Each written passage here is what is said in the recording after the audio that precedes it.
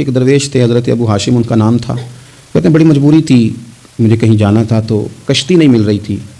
اچانک ایک کشتی گزرنے لگی تو میں بھی سوار ہونے لگا. تو ملاح نے مجھ سے کہا کہ یہ ایک صاحب بیٹھے ہیں بڑے امیر ہیں, ساتھ ان کی کنیز ہے, انہوں نے مجھ سے بک کر لی ہے ساری کی ساری. کیا عقیدہ سالم کرا لیا ٹانگا, وہ ساری کی ساری بک کر لی ہے, تو میں تو کسی کو نہیں بٹھا سکتا. تو وہ جو صاحب بیٹھے تھے بڑے سیٹھ آدمی تھے, کہنے لگے میاں آپ کسی اور کشتی میں بیٹھو. جو ان کی کنیز تھی نا وہ کہنے لگی چہرے سے کوئی نیک آدمی لگتا ہے, چلو اتنی سواریوں کی جگہ ہے, کسی کونے خدرے میں بیٹھ جائے گا, ہمارا کیا جائے گا. کہا اچھا چلو آ جاؤ. کہتے میں کونے میں بیٹھ گیا, تھوڑا رستہ آگے گیا, انہوں نے کھانے کا سامان نکالا, مجھے بھی کھلایا, لیکن کھاتے کھاتے میری نظر پڑی تو اس میں تو شراب کے برتن بھی تھے معاذ اللہ. پھر اس شخص نے کھانا کھانے کے بعد اس کنیز سے کہا کہ مجھے معاذ اللہ گانا سناؤ. وہ گانے گانے لگی, یہ میری طرف متوجہ ہونے لگا, مجھے کہنے لگا سنو. میں نے کہا میں یہ نہیں سنتا.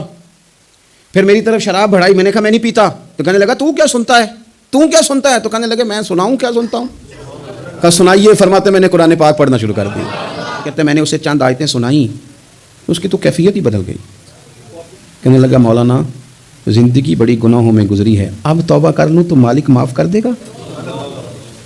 کارنامے خطرناک ہیں, پیچھے رجسٹر کالا سیاہ, معافی ہو جائے گی. دولت بڑی تھی تو پھر ہم نے بھی شراب کباب شباب میں اڑا دی ساری, معاف کر دے گا. تو کہتے ہیں میں نے کہا ہو بندے کے آنے کی دیر ہے, اس کی رحمت تو فوراً ہی قبول کر لیتی ہے. کہتے اس نے اس کنیز کو آزاد کیا, دولت اللہ کی راہ میں خیرات کی, 40 سال میرے ساتھ رہا. پھر میں نے اس کی زبان سے سوائے خیر کے جملہ نہیں سنا.